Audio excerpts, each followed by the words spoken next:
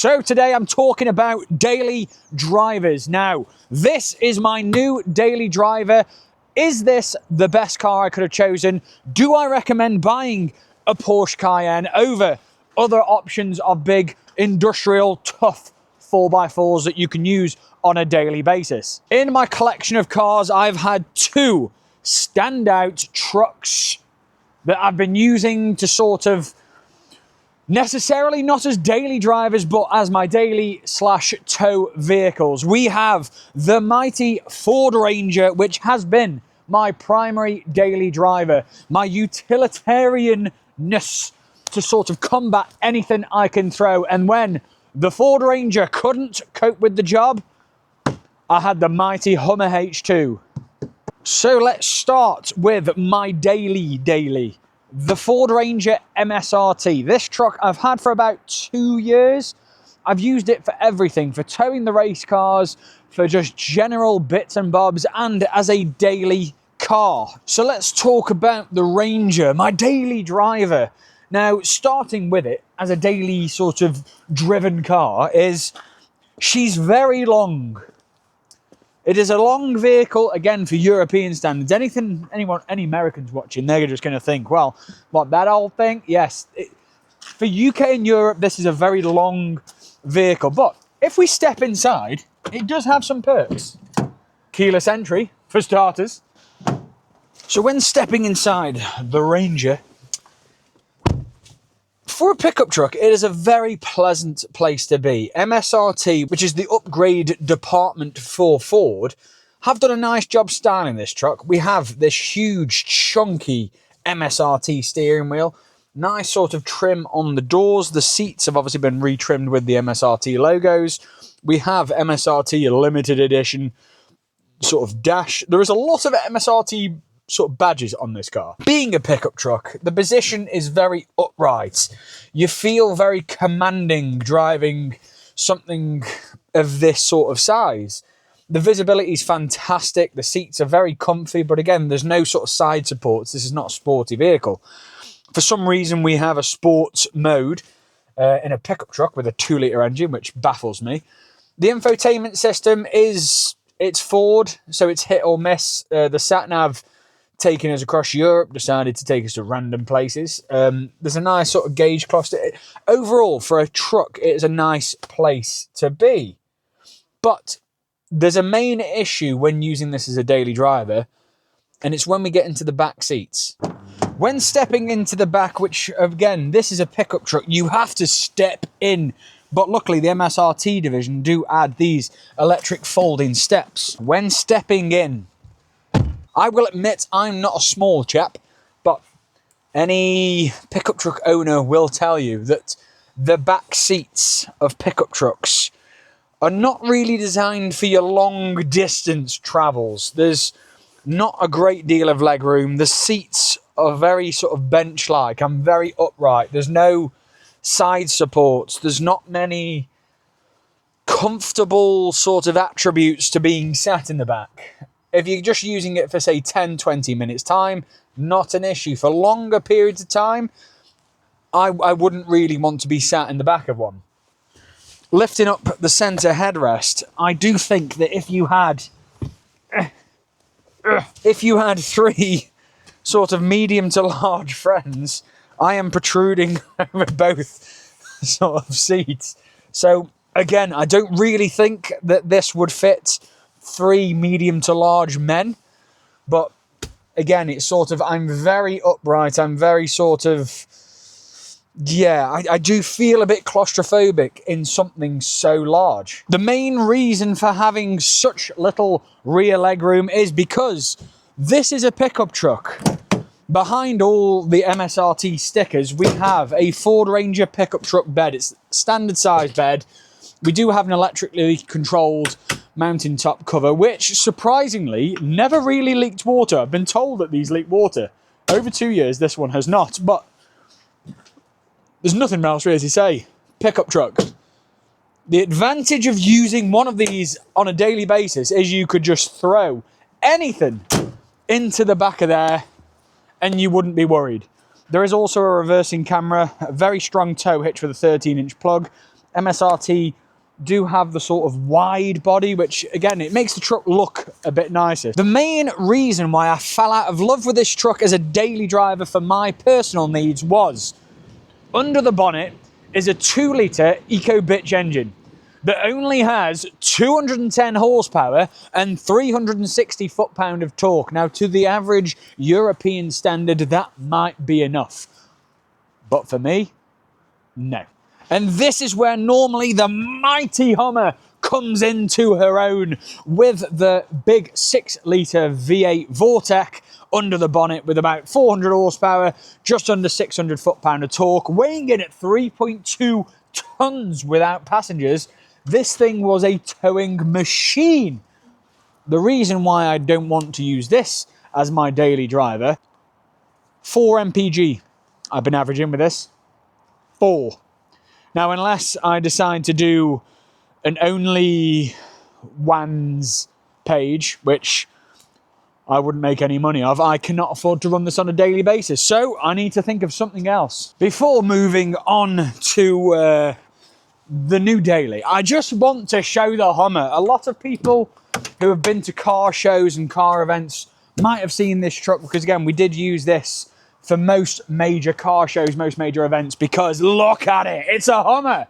And this amazing Damascus PPF wrap just makes it look that bit more OTT. Like you didn't know this thing was coming, it's now got like a camo sort of PPF wrap, which I do like.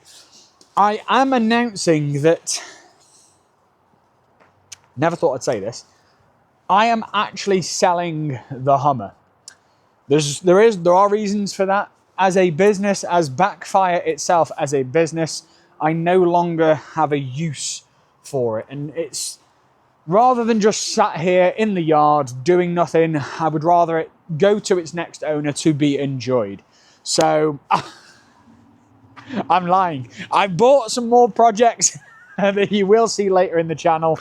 The limo is coming back to Stoke. I'm getting the limo back home. Brent Acre have just agreed to insure it, so that means the drift limo is going on the road. But anyway, that's for a whole different saga. The Hummer has also got to go. So let's get to the main reason why you've probably clicked on this video.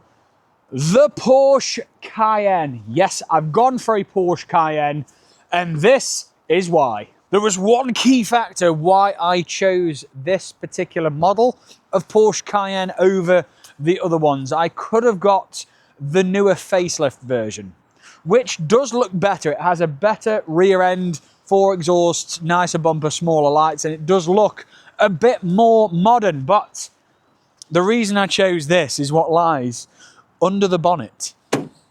Sitting in front of me is a 4.2 litre V8 turbo diesel engine. For those who know me know that I am partial to a V8, and I think the daily driver shouldn't be any different. Now, Ford, unfortunately, with the 2-litre EcoBitch engine, only produced 210 horsepower and 360 foot-pound of torque, when this German beast produces just under 400 horsepower and 680 foot-pound of torque. Double the torque! This is why I bought this car, because this engine is found in a variety of the VW range. Yes, they put this engine in the Q7, some Audi A5s, A7s, etc. This is a tested engine, and it proves itself as the diesel powerhouse for the daily driver. Now, come on, it'd be wrong not to say I have a V8 daily driver without the obligatory engine sound test.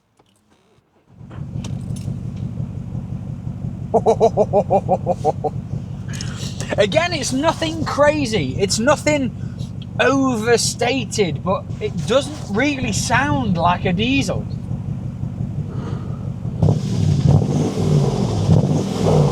Unfortunately, it is German, so it does have a soft limiter, but I'm pretty sure I've said I'm not going to do anything with this. This is my daily sensible driver. Brad, you're not going to modify this in any way.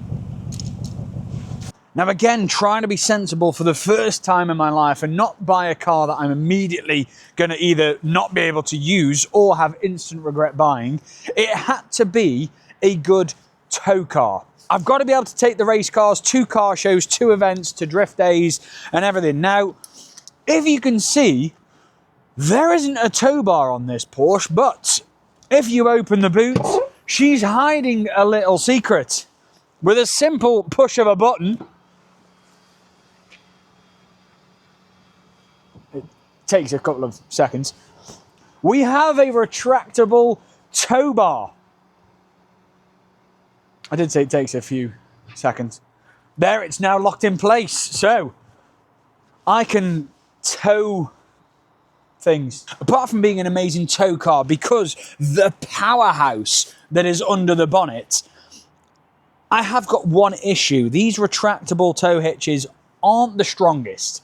I am used to obviously a heavy duty tow hitch on the Hummer and the Ford Ranger, but these retractable ones only have a nose weight capacity of about 140 kilos, which is 100 kilos less than what's on the bigger trucks. So this does make a bit of a creaking noise when I'm using the larger trailers, hence why I am going to be swapping this out for a permanent fixed one, just for that peace of mind. But if you don't have big trailers and you're just towing caravans, small trailers, anything like that, these are perfectly adequate. But if you don't like the look of having a metallic phallus sticking out the back of your car, again, just a simple push the button.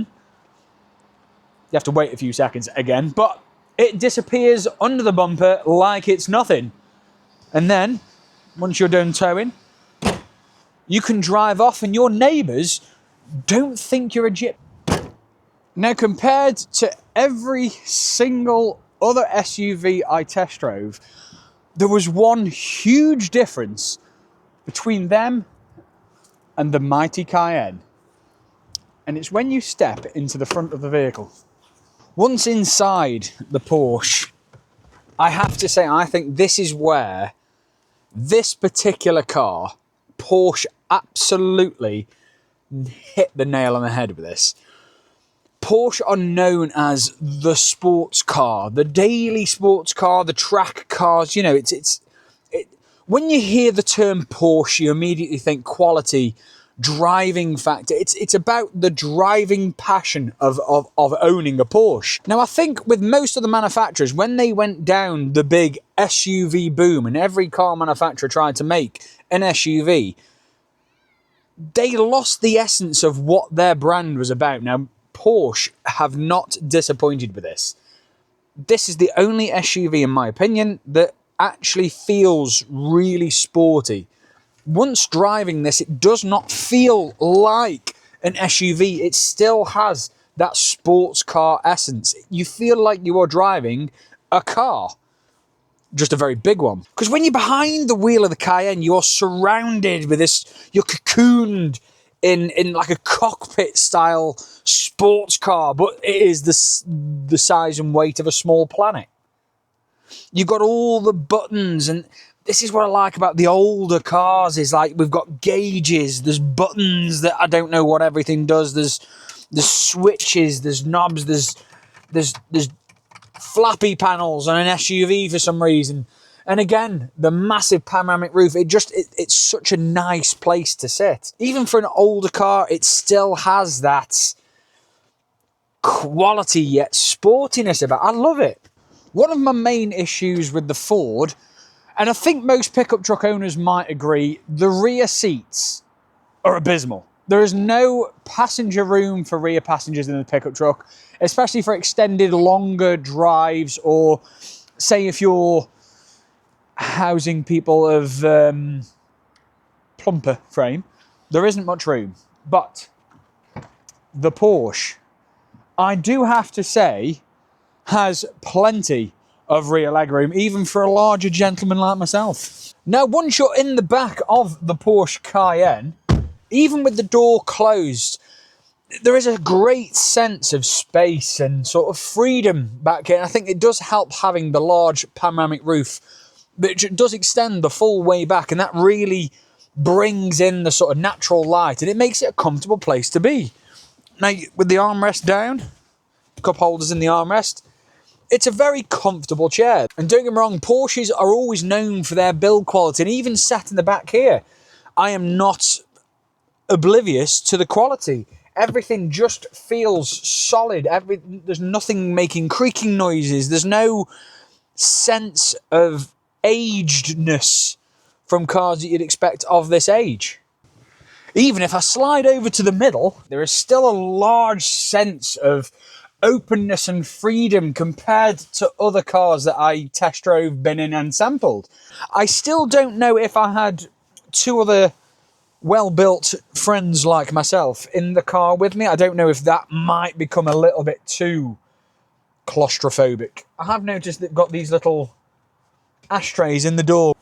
Now, another factor that did play a big part in a practical daily multi-purpose vehicle is boot space. In case you have a wife and she wants to go shopping, or like me, you go to car events and you've just got tons of stuff to throw in the back, hence why the Ford Ranger was perfect, just to launch things in the back and not worry about them.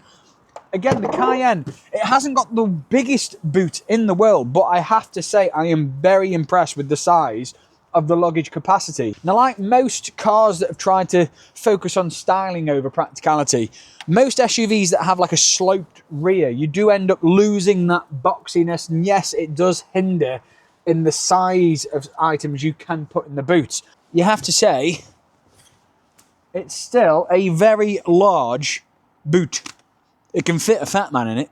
Like any other vehicle, with a flick of a switch, you can fold down the rear seats in order to potentially fit much larger items in the back. Now, something that I used the Hummer for on several occasions was folding down the back seats, putting a mattress in there, and using it as a temporary camper van at car shows. Now, I do have to be honest, I don't think I will be able to do this with this car because the seats unfortunately don't fold down perfectly flat. But as a worst resort, could you? I suppose I would have a beautiful view of the night time through this large panoramic roof. And again, flick of a switch, the seat comes back up. But all joking aside, I do think that the luggage capacity, again, of the Porsche Cayenne is very impressive. Yet, it might not be the biggest, but I think for your average family, it's more than enough. So, let's take it for a little drive, and I'll show you the reasons why I chose this as my perfect daily driver. And someone's stopped behind me, so now I can't get out of this parking space. Reversing camera, which helps. Again, even though it's an older car, having some of the extras that it's got on being a sort of a luxury car, even though it's older, it doesn't really make a difference. It still has a lot of the luxury items that you'd want in a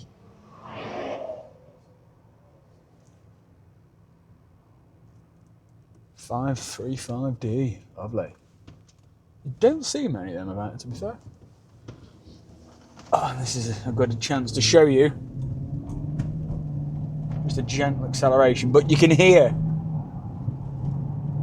the V8 being the diesel. It's not overpowering. It's not like the Hummer. It's not sort of in your face and all you can hear is the brrrr. It's a nice low rumble, so but yet enjoyable. It's a really nice balance. I mean, obviously I'm going to be a dick and I'm going to put a custom exhaust on this thing because you have to. One thing daily driving this for a week is, one thing I've noticed that is annoying, but a lot of cars have this, the start-stop function. You have to turn it off manually. In my personal opinion, I think a lot of these driver sort of safety features, all these environmental features, all the crap basically in these cars, you should have to turn them on. It shouldn't be the option. You have to disable them. They're called driver assists for a reason. Not everyone wants them. You should have to turn that on if you require it. Not every time you get in the vehicle, I have to turn it off, which is irritating. So now we're just on a dual carriageway. We're doing 53 miles an hour, and it's a good chance to show you the comfort in this car. The seats are amazingly comfy. Like, they're firm where they're supposed to be firm, and yet they've got a lot of sort of side support. The noise in the car is incredibly quiet. I can speak very softly and you can still hear me. So again, that adds to the whole, another reason why I chose this. There's not much drone sound. It's very well insulated, even with the glass panoramic roof. It's just a very enjoyable car. Now, for long periods of time, I don't feel like I'm sort of sat upright in most SUVs. It's, you're sat back and relaxed. I feel like I'm in a Porsche, not an SUV. Now, don't get me wrong. One of the key driving factors of this car for me was the engine. It was great to have something with a bit more power. I do believe, even as a daily driver, even if you're not using a car for towing or for sort of more rugged reasons, I would say having more power in a daily driver is something that is incredibly supportive and comforting. Like you have the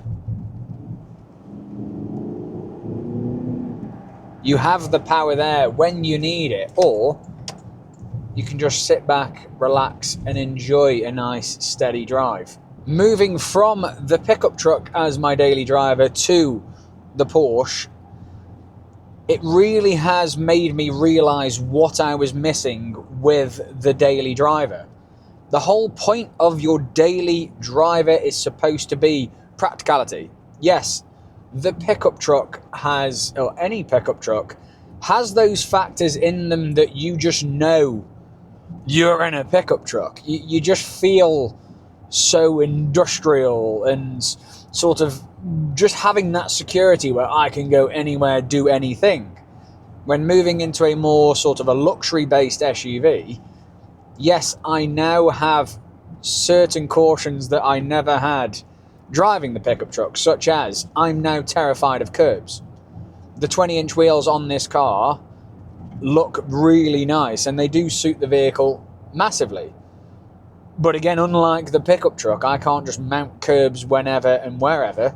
I now have to worry about certain things, even though it's an SUV. It's been a week and I haven't curbed the wheels just yet, but give it time, I'm sure.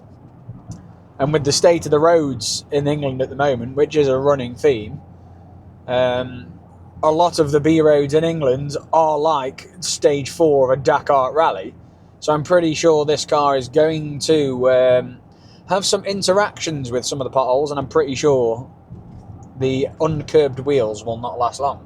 Now, another thing people did highlight to me is when I said that I'm changing from a pickup truck and I've decided on the car I'm getting, people's first reactions were, you're crazy, you're going to try and swap a 2-litre EcoBoost engine to a 4.2 litre diesel V8. Well, how is that practical? Well, the Ford Ranger averages on daily use without trailers. I'm not on about when I'm towing. I'm on about just daily driving like I'm doing now. It averaged about 26 miles to the gallon. Now, considering even with nothing in the car, I have to say that is pretty atrocious, seeing as a lot of new modern cars now are hitting high 40s. This being a 4.2 diesel V8, I have had the trip on now for the last 500 miles and I've averaged 32.1 miles to the gallon. 32 in a V8. So when people say bigger engines are worse, I think they don't truly understand the factor of sometimes a bigger engine vehicle is working less hard. It's not as strenuous for the car to move at ordinary speeds. The Ford Ranger is not a small vehicle for European standards, and to have a 2-litre engine, the truck was constantly above 2,500–3,000 RPM, no matter where I was going, what I was doing. Now, considering this car is over 10 years old, power! Now, considering this car is over 10 years old, everything still feels absolutely solid. All the buttons, the heating controls, the seat controls, the indicator, everything still feels absolutely solid. There is no creaks. There's no squeaking noises. Nothing's come loose in this car. It's awesome. And that does show you where, do you buy a newer, cheaper vehicle, or is there harm in buying a more expensive vehicle that is older where the price has come down? I would always choose the latter. I would always choose a more expensive car that is now cheaper, but there are concerns with that. Make sure that the car's been well looked after. Make sure it's got a full service history. You know, and look at YouTube videos, look at reviews on the cars to see if there's nightmares. I've seen videos where people have said, oh, this car was the worst car they've ever had. The 4.2 V8's the worst engine ever made. But then on the other hand, I've seen videos where people say this is one of the best engines ever made. This is the best car that they've ever owned. So I wouldn't necessarily take on board too much what other people say. But just go with the experience. If someone has genuinely owned one of these things and they say this is the best car that they've ever had, fantastic. Now, we are in a private area now. And if we say more spirited driving, another factor of this is if we accelerate harsh round corners, the handling on this car is absolutely solid. The car is planted. This feels like a sports car. And then when you need it, the power's there. It's just, I love this car. Something which I think we can all expect is sometimes you want a more spirited drive.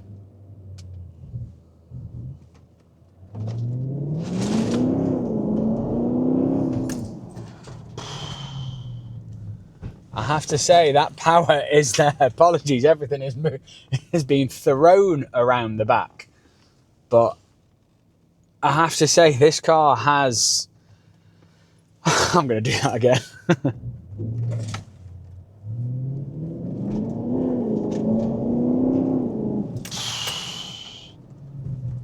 And as well, another factor is the noise. Like that diesel V8 really does sound like not a V8, if that makes sense. Right, I'm going to take it out of sport mode now because it's incredibly addictive.